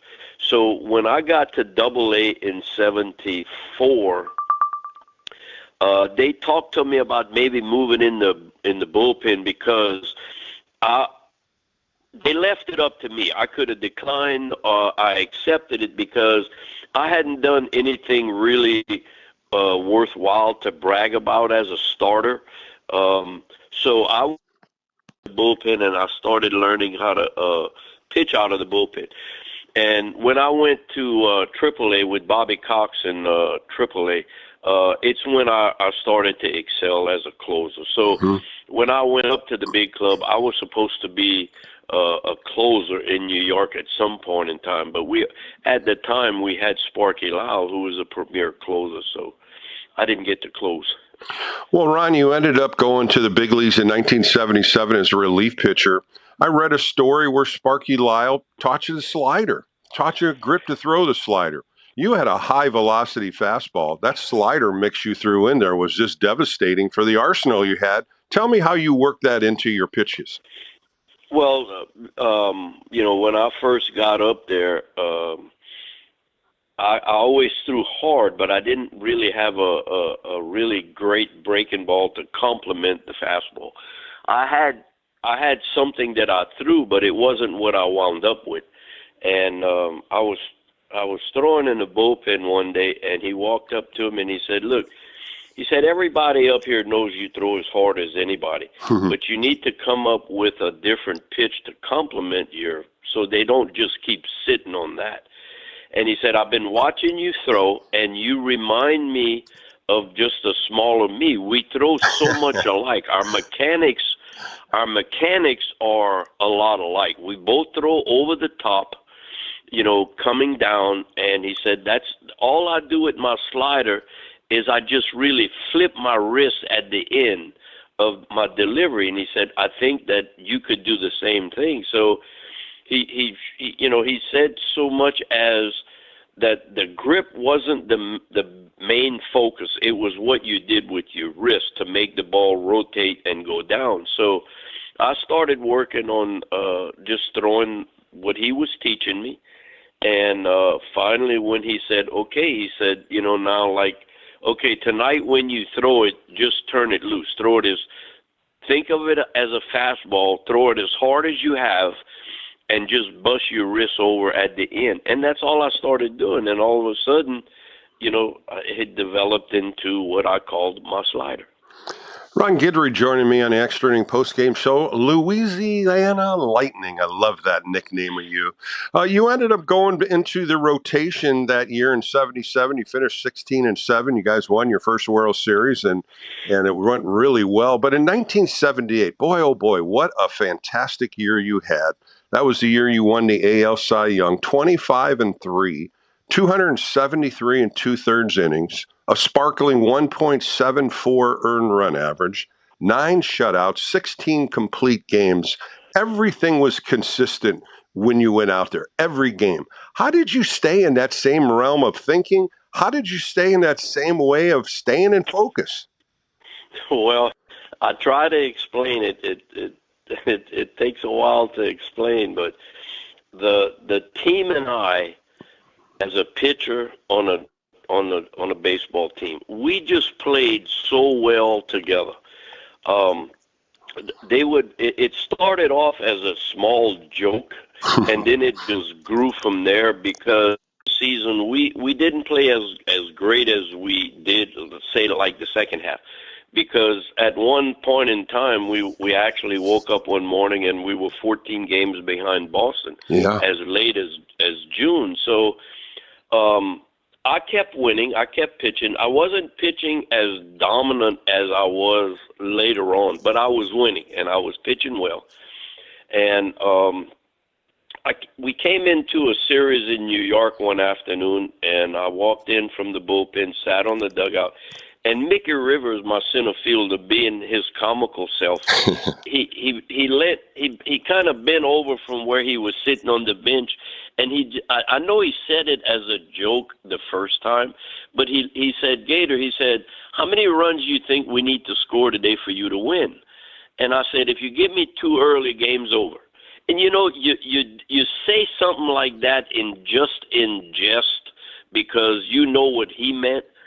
And the ironic thing is, like, I got 2 runs in the first inning.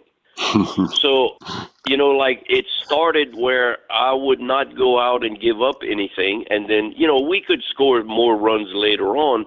But if you couldn't score the 2 runs to get even with me, you probably weren't going to beat me that year. And that's how it kept on. It just kept on building up. And I would come in from the bullpen, and when he would ask me what you need tonight, and I'd go 1, and he'd get a base hit, steal. Willie Randolph would bunt. Thurman would hit a ground ball. I'd get 1 run, and I'd look in the opposing dugout, and they'd be picking up their equipment already. That's the kind of year you have. It was just something that I was fortunate to go through one time in my whole career where everything was just falling into place. Whatever you wanted to do, you could do. It don't always work that way, though, but it did that year. Boy, what a fascinating year you had, Ron. And you talk about Thurman Munson just now, and a battery mate is always what you want behind the plate. Somebody that you can just correspond with, something that both of you think about, same pitch count, same thought pattern. What did he do to you to build that confidence out there? Well, he took away all of the thought process because I was young at the time. I mean, it's my second full year. I'm still, getting to know what's going on. I'm still considered, the new kid on the block. So the first meeting that him and I ever had as a starting pitcher to a catcher, he walked up to me and he said, okay, he said, and he showed me 1 finger. And he looked at me and goes, what is that? my first response was, this is a trick question. So I said, it's your finger. He said, yeah, but what does it represent? I said, one. He said, yeah. He said, that's your fastball. When you see me give you that, give me the best one you got. And I said, okay. So then he held up number 3, and he said, what is that? I said, well, that's a slider. He said, yeah, when you see me give you that one, give me the best one you got. And he said, that's all you need to know. Trust me, and we'll get by. Wow. And he took all of the thought process away from me standing on the mound. So whenever I looked in, whatever I saw, I threw. Mm-hmm. And that's all it was. It was easy as that. And the confidence you both had, boy, oh boy, one after another. You guys just did so well together. Ron, one of the things that I look at is being a Gold Glove winner. It's a fascinating award for a pitcher. You did it 5 times. I looked up these numbers, 14 years. You only made 8 errors. I literally looked at it again. 8 errors. Mostly all of them were probably throwing. Well, you were small kind of sometimes. Sometimes as when you're catching and then you're throwing, sometimes it's fast. You got to make hurried throws sometimes. As far as the fielding, I didn't miss too many ground balls and line drives and stuff. If you knock down a line drive and you don't throw a guy out, it's considered a base hit. But a lot of times when you get those choppers or those ground balls, you might have a Ricky Henderson or a Willie Wilson running. Yep. You got to hurry up a throw.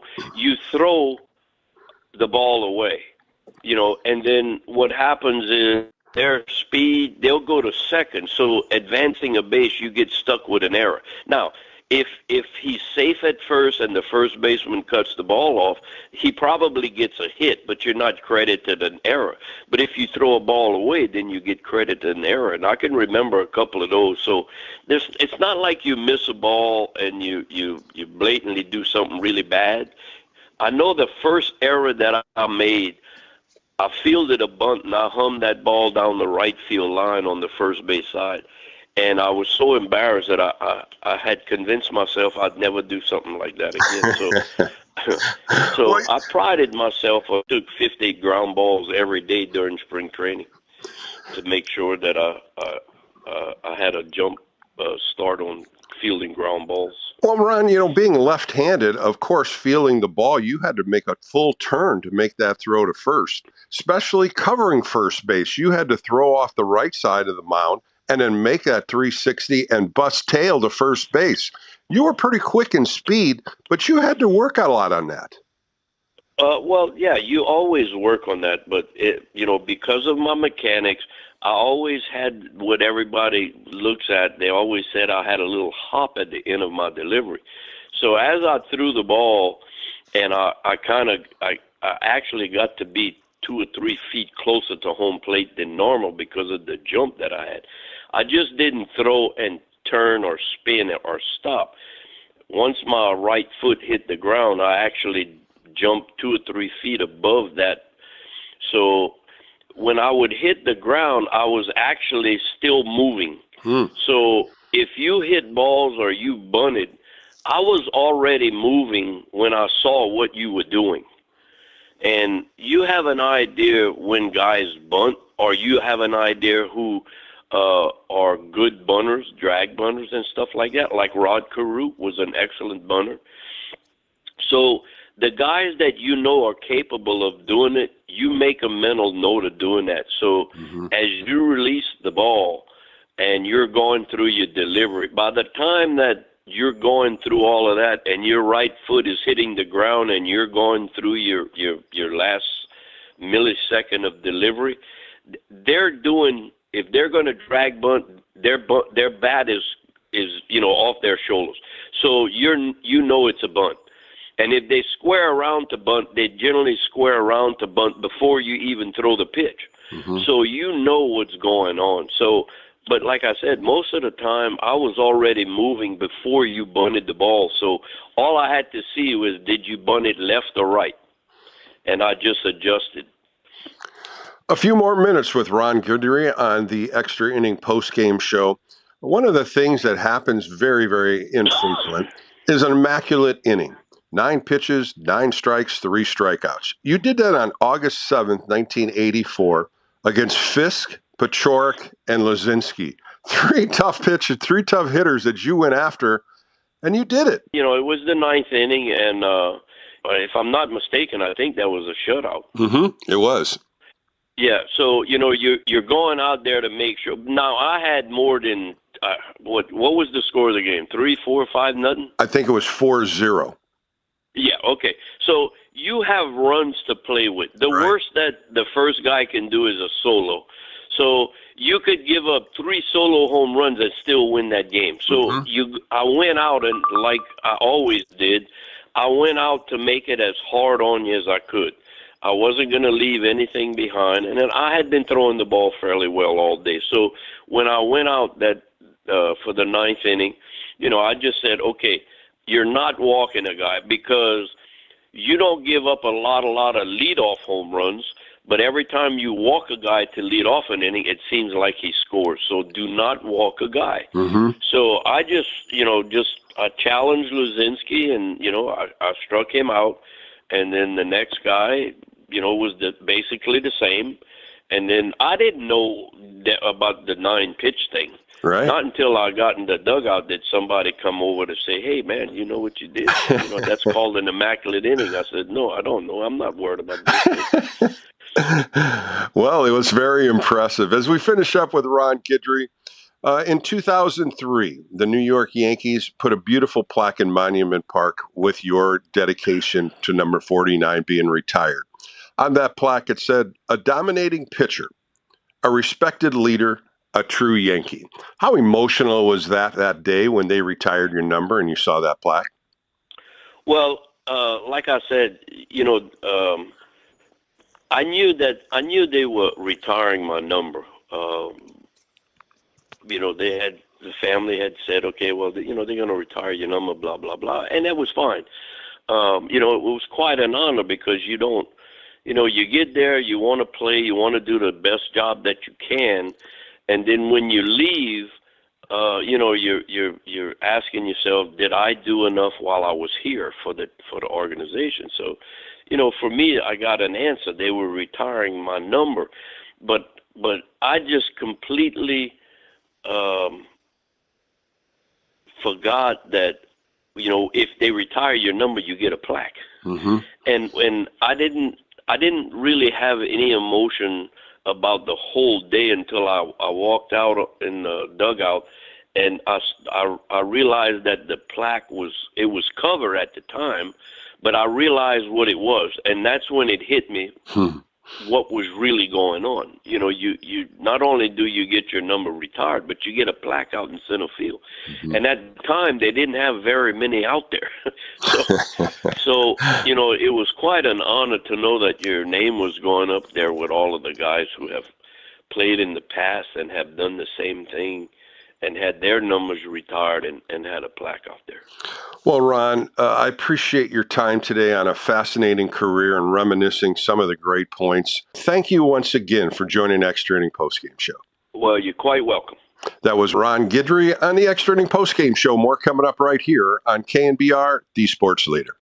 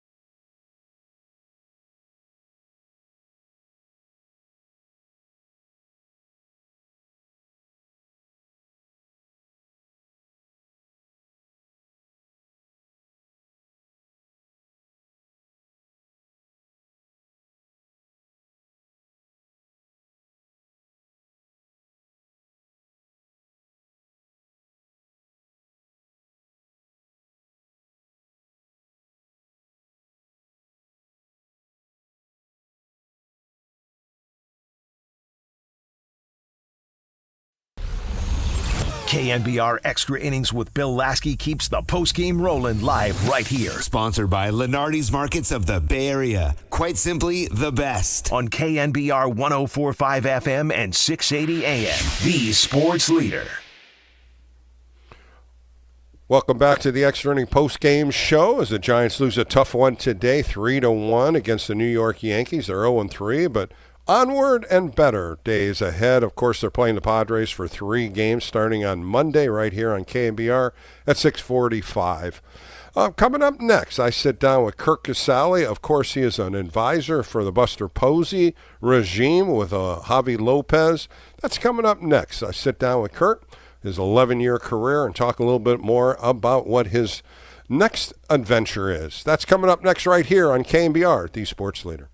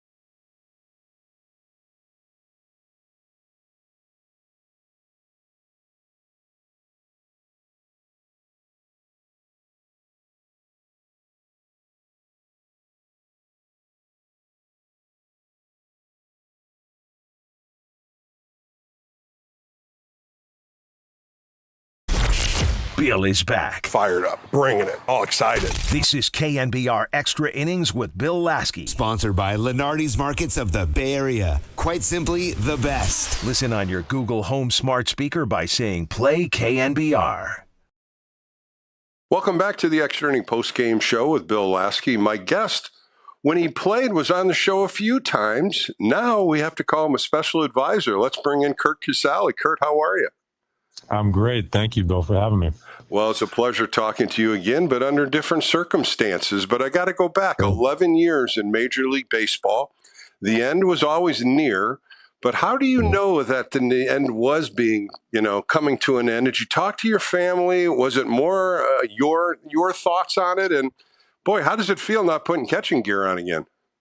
Yeah, it was an interesting process. It ended up not being hard at the very end, but I kind of had a chance to go to AAA in 2024, and I kind of viewed that as my, last time I was going to go to the minor leagues kind of thing. And, the year ended up being great because I ended up back with the Giants, and that was, super special place to me as you and everybody else knows. And then, I knew it was going to be another NRI the next year, went to the Braves spring training, felt like I had a good off season, felt strong. And then 2 days in, I was just like, all that strength was just gone. That coupled with, an 0 for 14 spring with Atlanta, I was like, they told me I wasn't going to make the team. They asked if I wanted to go to AAA, and I very politely said no. I had a lot of conversations, years, probably 2 years worth of conversations with my wife, Renee, about when it's time. And I could see it. I could feel it fading. I could see it fading. It's really difficult to be a Major League Baseball player and to have that type of intensity on a day-to-day basis. And Kurt, it goes through every player too, and minor leaguers, big leaguers. When is it time just to say, I'm done? What's next in the next chapter of my life? And I think that's the biggest drama of all players. What is next? Do I go into work? Do I try to do something different? You stayed in baseball. You worked with the Cincinnati Reds for a few months. But now you ended up talking to Buster Posey, and now you're back with the San Francisco Giants. How did that all embark on you?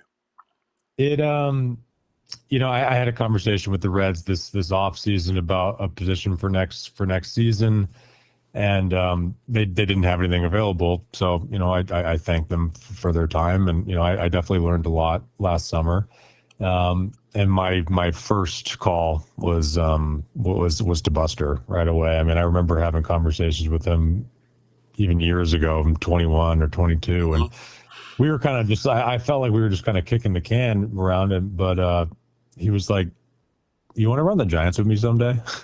and I'm thinking like, I'm sure you can run the Giants someday, Buster, but me, I'm not sure. But I answered him straight. I was like, heck yeah, I want to do that. So it's this is just the beginning of that whole process. I'm not saying that my goals are that lofty. I'm happy with what I'm doing right now, and the Giants the Giants are just very, very special to me and my family as well. We love the Bay Area. I was born out there. It feels very, very close to my heart, and I'm really, really thankful to be able to keep doing it. That voice here in the Extra Inning postgame show is Kurt Casali, and now a special advisor to Buster Posey, along with Javi Lopez. I want to jump back into that 2021 season. Of course, a great season for the San Francisco Giants by winning 107 games. But you had Buster Posey, Brandon Bell, Brandon Crawford.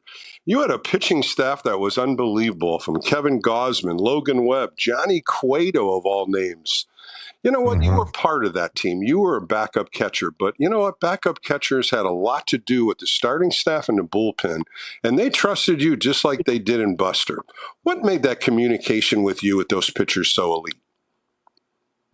I think it's just something I've always prided myself on. I kind of figured out pretty early in my career that I didn't have the physical ability or just the stamina to be an everyday player. I was good for, a day or two here and there.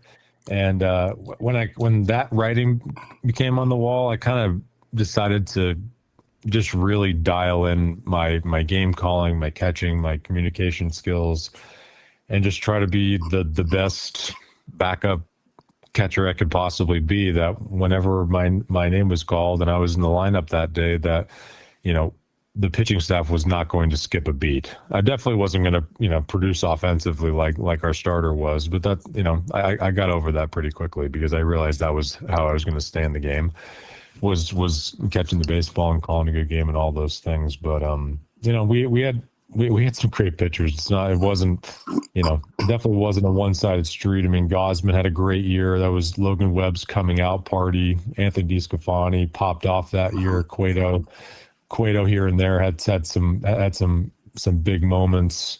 Alex Wood was tremendous. So we had a lot of guys. Couple journeymen. Signing free agent deals with the Giants that proved to be really wise decisions by the front office to bring them in, and it ended up being a pretty special season. We ultimately fell short of our goal, which is winning the whole thing, but we accomplished a heck of a lot of them on the way to that. Well, Kurt, you had a special relationship with Gabe Kapler. You guys were joking around in the dugout a lot, punching each other, grabbing each other. Yeah. But it was all in fun, and I think that's what made Gabe Kapler open up a little bit. That team was made. That team came from years past. But what he inherited was a good group of men that played great baseball. How was it with Gabe Kapler as that manager? I thought it was good. I think he's a very analytical mind, but he also played for a long time, so he has a good feel for the game. I think he was really, really focused on being a good communicator, and I think sometimes that came across as robotic to even the media members like such as yourself. But if you just kind of peel the onion back, that's actually just who he is. He's just a very authentic and straightforward person, and he said exactly what he was thinking whenever he was thinking it, and I can always appreciate that. The punching thing, I don't really know how that started. I tried to like body him one day just to see what he was made of, because he's just super jacked, and I just wanted to kind of check his oil a little bit, and I think he was really caught off guard by it, and just because I just didn't see that coming from me, I guess. So, but we ended up doing it for a couple months. It was kind of our pregame thing whenever I played, and at a certain point, it might have been in July or August, he was like, can we stop doing this? First of all, you're kind of hurting me. Second of all, the anxiety of like knowing when it's going to happen, not knowing if it's going to happen or not, it's just killing me. So we agreed, we shook hands, we hugged it out, and we're like, all right, we can move on to something else. But it was pretty funny. It was pretty funny from us watching it, on television in different parts of the year. But it definitely got his attention when you came around. He was probably flinching before he even threw a punch. Yeah, I want to make my presence known in a small and unique way, and we had that opportunity, which is pretty fun. I haven't thought about that in a long time. Thanks for reminding me. Kurt Casali joined me on the Extra Inning Post Game Show. I want to go into defense. You were one of the better defensive catchers the Giants had, and looking over your career, 11 years, you had a .995 catching percentage, a fielding percentage. How many errors do you think you made in that 11 years? Oh, well, I remember I made 3 in one game in 24. That was fun. I didn't pull that one up. I would. It's very impressive. In 11 years. 11 years. Maybe 20, 25? No, you hit 30. But still, 30 as a catcher is impressive. 30 is impressive. Very impressive. A .995 fielding percentage. 21 double plays. How many pass balls do you think you had in 11 years? That's a great number. Real good number. I'm going to say the same thing, 25? 22. That was very impressive. I mean, you start thinking about how many pitchers it threw and how many split fingers from Gosman and Cueto with all the stuff he threw. Just the 1 year itself. And then you're talking 11 years behind the plate. When you think about catching and you think about all the things you did and how much you learned behind the plate, I'll ask you a general question. Why do you think catchers are good managers? I think catchers play a completely different game than any other position out there. I think we play the chess match more than anybody else. We are facing the field. We see the 8 other players. We're focusing on the pitcher's well-being, what the hitter is feeling, what he's doing physically, where our defense is aligned, how many outs there are, what's the situation, what's the win. It just there's a lot of things that, and I'm not saying that other players can't go this deep. They just don't have to. It's our job to run the game. We have to be the most prepared on the entire field. And if I don't know every single hitter backwards and forwards, then I'm not doing a good enough job before the game. And that's kind of just, I think that most catchers do that. They realize that position is so vitally important that they can't afford to have a misstep. And when they do, then they feel it because they feel like they cost their team something in that instance. But I just think from a general point of view, we have to be focused on the totality of the game just a little bit more than everybody else does. As a pitcher in my career, and I've had many great catchers, and they'd come out and talk to me, and they'd tell me different things. And I used to say, you have a different view of the game. And you do. You're the only one that sees the game behind home plate besides the umpire. And there's different facets. You just talked about so many different things, multitasking. And I think that all together brings you as the leader in that field. And that's why I always say catchers, they have a different mindset than anybody on that field. And you just pretty much exemplified that. Yeah, it makes you just be kind of a selfless person out there. You kind of just think of yourself last. How do I put my team in as good a chance to succeed as I can? How do I help the pitcher get through this inning when he's clearly got his not his A stuff, because I saw the bullpen and it just wasn't that good. So he's taxed. He's got 20 pitches this inning. It's starting to get a little bit draining. Like, what do I need to do? Do I need to go out there? Do I need to give him a fist bump? Do I need to chew his ass? Do I need to get up? Do I need to get up? And sometimes I would. I didn't like doing that, but sometimes I would. And it's only from love, and it's only because I felt like it was absolutely necessary in in that instance. And, to answer your question, I think like all of those things I just mentioned kind of encompass why catchers tend to, be decent managers, I think. Not saying that catchers make the best managers. I just think there's a lot of them. I do too. A few more minutes with Kurt Casali on the Extra Inning Post-Game Show. When you went to Vanderbilt, you played there 4 years. You said, I love the baseball program. I love academics. But you also said something else. You wanted Vanderbilt to position you to develop into someone that you want to become. And who is that person now, Kurt Casali? Who is that person that you want to become?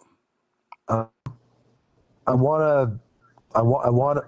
looking back, I want anybody that I've met or played with to think of me as a good guy, as a good teammate, as somebody who cared, who, went the extra mile to help others out.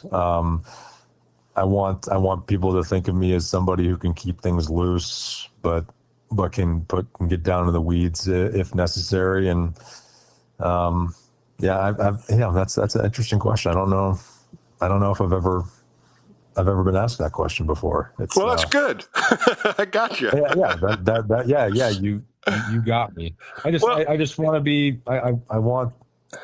I think what makes me happy is bringing out the best in others. Yeah. That truly, helps me, go to bed and lay on my pillow at night and feel fulfilled at the end of the day. If I help somebody out, then that was a good day. Well, Kurt, for 11 years, you did that as a major league player. Now you move into the front office and you move into talking about other players and evaluating players and seeing a different part of the game from the front office eyes. Are you excited to do this? Hell yeah. Mm-hmm. I've wanted to do this probably 5 years into the big leagues. I realized that I wanted to stay in baseball. I view anybody who's, played as long as that as having a PhD in baseball. And there's only one place you can use that, and that's in a baseball team, somewhere, somehow. I wasn't quite ready. I don't know if I ever will be to put the jersey back on in a coaching fashion, maybe.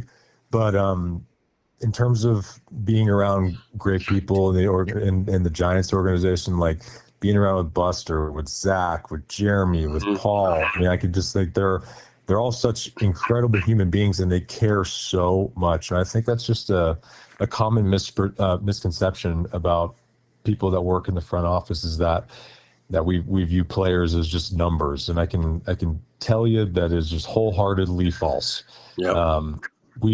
We get down to the weeds just like I would if I was scouting a team and trying to help my pitcher out for that day. We're trying to think of every single possibility, taking every single phone call, looking up every single stat to try and put the best product on the field so that we can, bring a championship back to San Francisco, because the fans deserve that. I want to see that place rocking again. It's such a crazy history of an organization. I mean, one of the oldest that's ever been.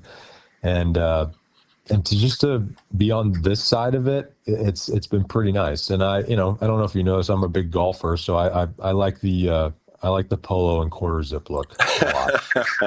So that's the majority of my wardrobe anyways. So I feel like I can just, ease on in and blend in really easily. Well, Kurt, I want to wish you all the luck in your new adventures. And I think you're in the right hands with Buster Posey and all the names you just mentioned. And I'm looking forward to seeing you at the ballpark a little bit more. But I want to thank you for your time today, my friend. Absolutely. Thanks for having me. Go Giants. That was Kurt Casali on the Extra Inning Postgame Show. More coming up right here on KNBR, the Sports Leader.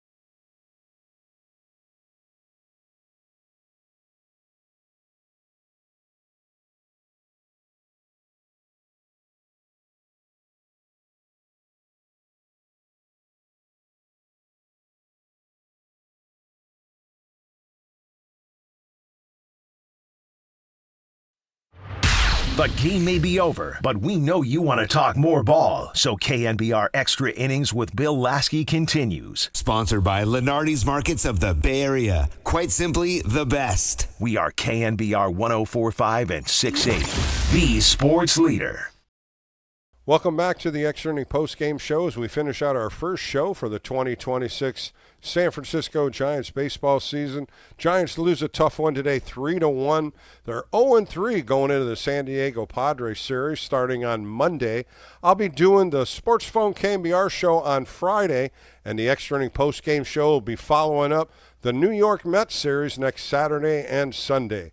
I want to thank my producer, Ryan McCarthy, for putting the show together. Thank you, Giants fans, for all the phone calls. And I want to thank my guests, Ron Guidry and Kurt Casali. If you missed any of those interviews, you can hear them on the All KNBR podcast. For Bill Lasky and the Extra Inning Postgame Show, have a great week. I'll talk to you next weekend. More coming up right here on KNBR, the sports leader.